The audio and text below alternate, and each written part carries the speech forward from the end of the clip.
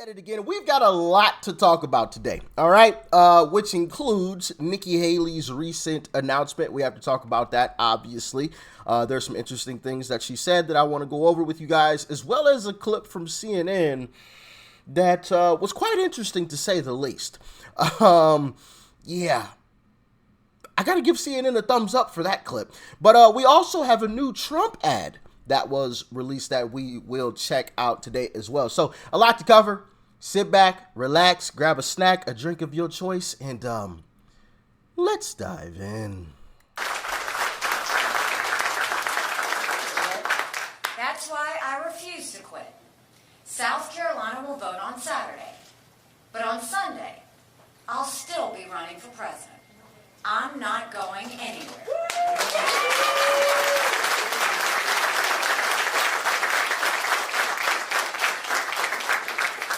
I'm campaigning every day until the last person votes, because I believe in a better America and a brighter future for our kids. Nothing good in life comes easy. I'm willing to take the cuts, the bruises, and the name-calling, because the only way you get to the blessing is by going through the pain. Dropping out would be the easy route. I've never taken the easy route. So yeah, we got to discuss that a little bit. She said she'll take the cuts and dropping out would be easy. You know, one thing that I've noticed about Nikki Haley's speeches, you know, like this one here, is that she never defines a route to win. She never declares, hey, I can do this, this, and this, and we'll pull out the victory here. It's always skirting around the main issue of she has no shot at winning. She has no plan to actually win, which is the interesting thing for me. And she says that, you know, she cares about the Republican Party. And if that is the case, in my humble opinion, you would not still be in the race, because as Republicans, the ultimate goal is to defeat Joe. Right? I think most of America agrees that Joe Biden is not a great president. Okay? For a multitude of reasons, right? That we're not going to go down the laundry list today. But the main goal is to defeat Joe. And if you have lost every single time to Trump thus far, and you're projected to lose in your own home state, why are you still running? Why? Her best shot to win already passed. Her next best shot to win, she's down by almost 30 points in South Carolina, which was the newest poll that I saw. Almost 30 points. You know, it's 34 to, or 35 to 64 or something like that for Trump. Come on. Come on. It would be different if things were extremely close. But the truth is, they really aren't. So what's really her goal here? But I'll let her carry on. Some of you, perhaps a few of you in the media, came here today to see if I'm dropping out of the race. Well, I'm not. Far from it, and I'm here to tell you why. We've all heard the calls for me to drop out. We all know where they're coming from. The political elite, the party bosses, the cheerleaders in the commentator world. The argument is familiar. They say I haven't won a state, that my path to victory is slim. I get it. In politics, the herd mentality is enormously strong. A lot of Republican politicians have surrendered to it. The pressure on them was way too much. They didn't want to be left out of the club. Of course, many of the same politicians who now publicly embrace Trump privately dread him. They know what a disaster he's been and will continue to be for our party. They're just too afraid to say it out loud.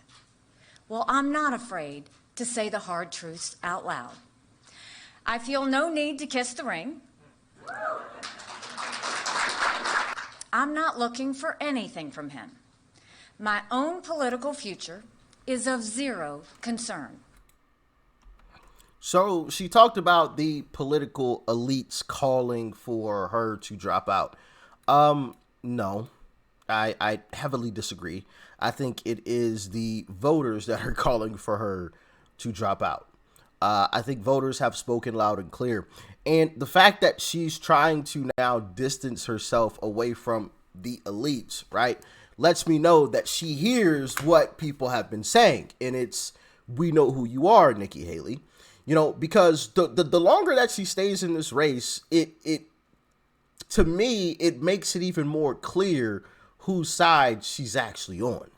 And it's clearly not the Republican side, in my humble opinion, for the reasons I touched on earlier. You are getting trounced. Trounced. And you're about to be trounced in your own home state, and you say even after, like she literally just said, even after basically she loses in South Carolina, she's still going to be in the race. For what? For what? Like what? Can anyone explain to me a good reason why she would stay in the race? A good reason why? I can't figure out one. And you know it's bad when CNN calls you out on you trying to distance yourself from the elites. Check this out. Listen, as much as she likes to say she's not a creature of the elites, she is a creature of the elites. I mean, they are the ones who are keeping this afloat. There is no real groundswell of support for her, even in her own state of South Carolina, right? Before New Hampshire, I was talking to some folks on the ground there. They thought maybe she could get 45, 47% if she did well in New Hampshire. She didn't do that well in New Hampshire. And so it looks like she's going to go there and really kind of have an embarrassing defeat. She doesn't think it's embarrassing. I think it goes to the fact that if you can't win in South Carolina, what other states can you win? Bingo. Even CNN is saying it now. Right? Even CNN is admitting, yo, she's got no shot. Like, what is going on here? She's trying to distance herself from the elites, but the elites are the only reason why she's still able to even run this race. That is it. She has no groundswell. She has no true backing from like the voters. Like it's just not there. Maybe she could have had it in 2028. Who knows? But as it stands currently, it is not there. And, you know, there's a graphic at the beginning of this that I find quite interesting, right? And I think it tells a really dark story for Nikki Haley. And this is why I say the longer she stays in this race, the more it clarifies to me that she's actually a Democrat in disguise. Look at this graphic that CNN had posted. Okay, this is from the same clip that you guys just watched. Listen, as much as she likes... Okay, so this is like from the segment right before. South Carolina ad spending as of February 20th. All right. Pro Nikki, almost $15 million. Pro Trump, barely over $1 million. And Nikki Haley is currently down. I want to say the last poll that I saw, she was down by like 30 points to Trump. And she's outspent Trump, or her elite buddies and friends have heavily outspent Trump on ads. Heavily outspent Trump. And you're still down by 30. Make it make sense. Like, once again, I would have no issues with her. I mean, I still really don't necessarily have an issue. It's a free country, right? You can do what you want. But I wouldn't say anything if, okay, Nikki Haley lost by 2 points here. Nikki Haley lost by 4 points there. Okay, it looks like this could be a nail-biter race. It's within 4 points in South Carolina. No, she's down by 30. It doesn't make sense. Down by 30, and you outspent Trump by more, like $13 million. You more than quadrupled what Trump and his folks have spent on ads, and you're still down by 30 points. And don't tell me, well, Trump's unelectable, he can't win, blah. That's a load of crap. And here's another poll to prove it.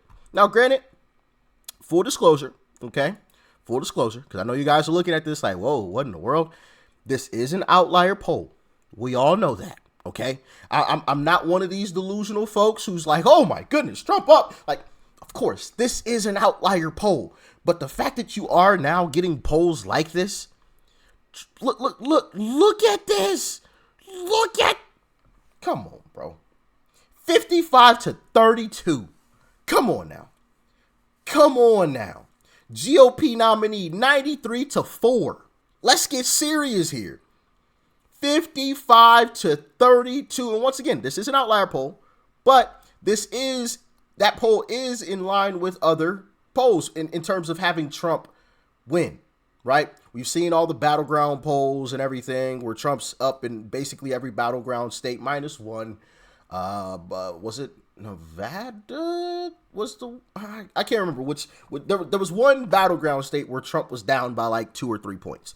Okay, but every other one he's up by like 5+. Okay, so the whole Trump's not electable. That's a load of crap. I heavily disagree, and I think one of the reasons why is because of how terrible Biden has actually been. I think people are saying now, hey, I'll take some mean tweets and, maybe a nasty word here or there for a better economy and a government that actually cares about the American people and not. I'm not about to go on that whole rant, okay? Because I can go on a long rant about that and illegal immigrants and everything else. So with that being said, Trump's team released an ad as well that you guys are going to want to see. Check it out. Here's part of that. I'm assuming this is part of that $1.3 million in comparison to Nikki Haley's 14.8. You got bad information. I fought the gas tax in South Carolina.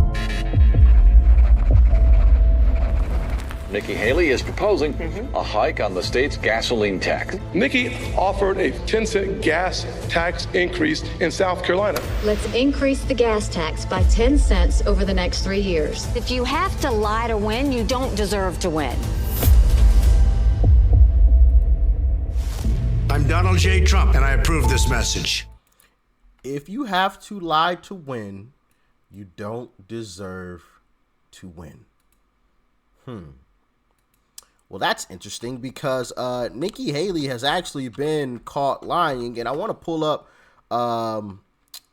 the compilation of Nikki Haley's lies because I think everyone needs to see this, and I've shown it before, obviously, but I think that because it's absolutely insane when. Will not. Hold on. I'm just gonna play it. I'm just gonna shut up and let you guys enjoy this compilation of Nikki Haley doing exactly what she just said you shouldn't do. She said you shouldn't lie. If you have to lie to run, you shouldn't run. Okay, Nikki. Well. And we will get them. But I will not now, not ever, support raising the gas tax. Finally, let's increase the gas tax by 10 cents over the next 3 years. I would not run if President Trump ran. I'm Nikki Haley, and I'm running for president. Every person on social media should be verified by their name. I never said government should go and require anyone's name. But what we do know is 65 is way too low, and we need to increase that. Proclaiming the retirement age is, quote, way too low. Where do I you have stand? never once said that. I never said Hillary Clinton was an inspiration. I went with my friend Eleanor Kitzman to a Furman leadership program where Hillary Clinton was speaking. And I walked out of there and I said, I'm running for office. Yeah, you just saw it there. Nikki Haley lied on multiple occasions. Right there. Oh, I will not run if President Trump runs. Hi, I am Nikki Haley, and I am running for president. It's right there in 4K, okay? And even CNN had a panel of folks from South Carolina. It asked them a few questions. And when you have this kind of problem going on from people in your own home state, nationally, you just got no shot. What is the point, right?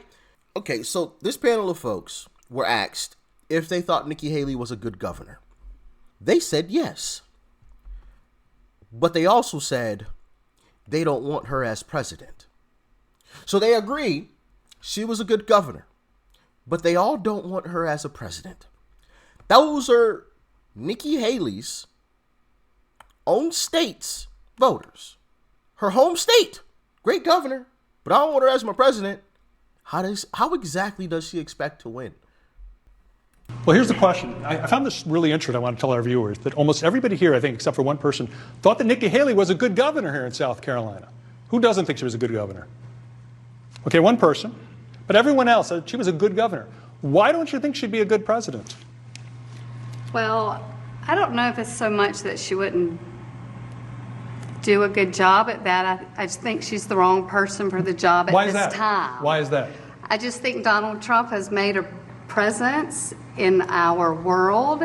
He has made hard decisions with other leaders all across the world. And he's proven that already. I mean, he was the only one who has kept us out of wars, kept us out of conflict. Well, he's not the only one ever, but you're saying during his, because we've had presidents since George Washington. Yeah. Well, true. Okay. True. In recent history. I think we all know that. Yeah. I was never a history teacher, but I know that. So he's just the man for the job. He's proven himself. And what do you think? Well, I think it's undeniable that Nikki Haley had a good track record as governor, but President Trump had a good track record as president. And he did a lot of good as president, and I think he can continue to do that. So again, how exactly does Nikki Haley expect to win? My thinking is she doesn't expect to win. My thinking is she is obviously being propped up by the Democrat elites. They are heavily backing her. You saw the ad spend there. Okay, you saw the 15 million to 1 million for Trump, right? When you've got that type of discrepancy in ad spend. Well, here's the question. Hold on, didn't mean to play that again. Sorry. When you've got that type of discrepancy in ad spend, that tells me a lot. That tells me that you clearly know you have zero shot. And Trump is like, we'll throw $1 million at it, you know, just to make sure that we're out there a little bit, but we're not going to worry about it too much. We got this thing in the bag. Like 15 to 1 million, and you're down by 30. Yeah, I just, you know, I hope, you know, her husband comes back fine. Okay. I believe he is deployed right now. She had said something about that. So I respect the men and women of our military, servicemen and women. Okay. But come on, Nikki, stop with the shenanigans. Stop with the shenanigans. Like, let's be real here. And I'm not even going to put on blast all of the clips that, you know, I'm sure some of you guys have seen them, of, you know, Trump's rallies versus Nikki Haley's rallies, or Trump's, you know, gatherings versus Nikki Haley's gatherings, or any clips like that where barely anybody shows up for Nikki Haley and Trump's got this, you know, enormous crowd. Like we've all seen them, you know, and at a certain point, it's like, come on, bro, like this is like a slap in the face, you know, Nikki, like you're trying to tell me that you're not a part of the elite, like you're separated from the elite, but you're still running even when you're projected to be losing by another 30 points. The place where you had the best shot to win, you weren't even close. You recently just lost to literally none of the above. That was the option that people voted for instead of you. The option was, it literally said none of the above. None of the above beat out Nikki. Trump's name wasn't even on the thing. Trump's name wasn't even on it. And she still lost. Still lost. Like, I don't know, man. Well, no, I do know. This is a load of crap. It's a load of crap. But, you know, what do y'all think? Let me know in the comment section below. Like, share, comment, and hit that subscribe button before you go. Peace and love. I'm out.